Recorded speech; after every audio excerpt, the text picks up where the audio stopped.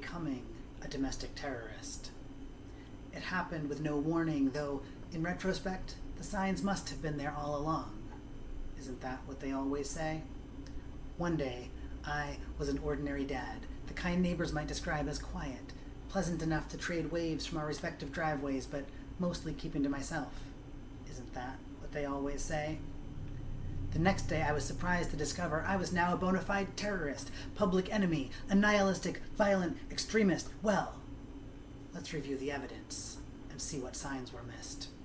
Yesterday, I picked the kids up from school, late because the oldest had band practice, picked up pizza on the way home to ensure picky eaters had time to fill their bellies before the youngest went to bed, read her a fairy tale in which the armies of wisdom triumph over the demons of ignorance.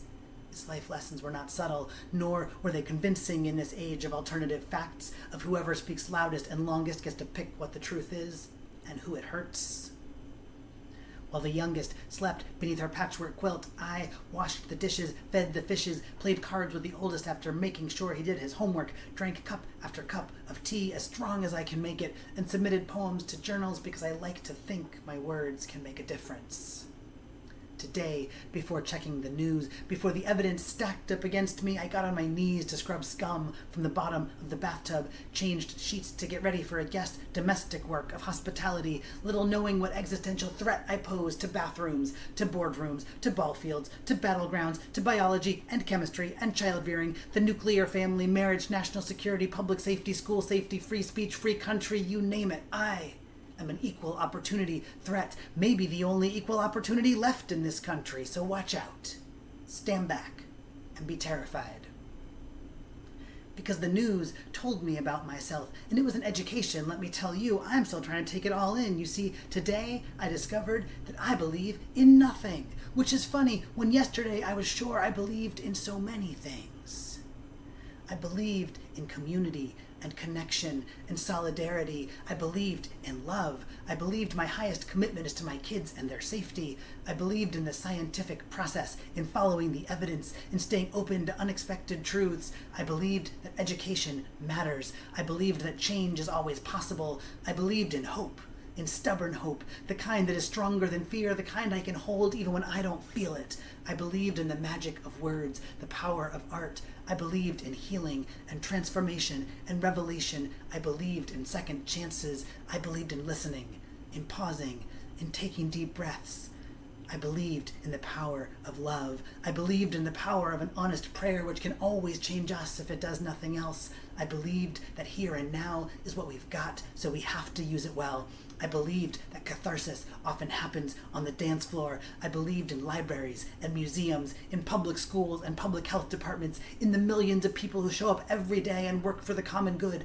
I believed in the common good. I believed in knowing my history and learning its lessons and imagining the futures we can create together. I believed in listening to young people.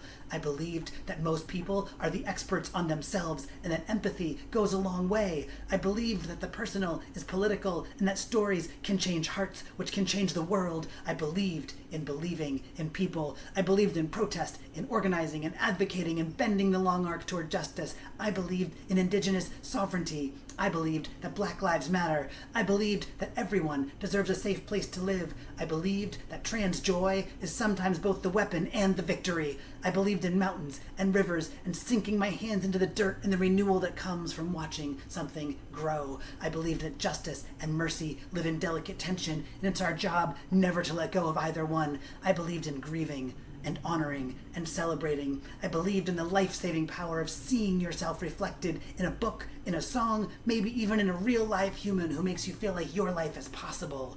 I believed that our trans lives are possible and powerful and beautiful. I believed in the bounty of the earth and meant to pick some rose hips this week because the frost is coming soon. I still believed in democracy, fragile and flawed though it is. I believed in the transformative power of love. I believed that names matter and it's important to use the right ones, which is why I was so unsettled to be named as a nihilist. According to the FBI, nihilistic violent extremists, which is to say trans people, which is to say terrorists, are known for sowing indiscriminate chaos. And I can't help but think that my kids sometimes do that.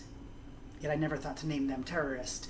No one knows better than a trans person how names can be wielded as weapons, how words can sting and words can heal, how words can be the tools of our transformation, the signs of our becoming what we are. So yes, there were signs. I left roadmaps and poems about joy, packed domestic manifestos in my children's lunchboxes, dangerous notes that said things like, I love you, have a great day at school, love Dad. I recruited other trans people by saying things like, I see you. I see you. You are real, and you are worthy of love exactly the way you are. If this is extremism, then yes, the signs were there all along. I have known terror from the inside, felt it infiltrate my cells, breathed its air, which is toxically thin, and I don't know what could be so terrifying about authenticity, about people who push past their own fear and choose to live. But the familiar stench of terror is spreading, and I'm told I am its source. I grit my teeth while I find my voice, and the focus zooms in on bared teeth, dug in heels, for I am terrorist, and these must be signs of the threat I pose. I am a threat. So watch out.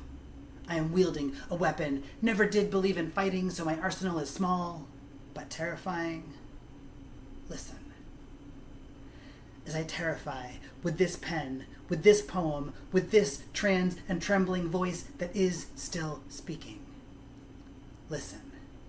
They can try all the tricks, but can't stop me going to extremes to keep loving and becoming who I am.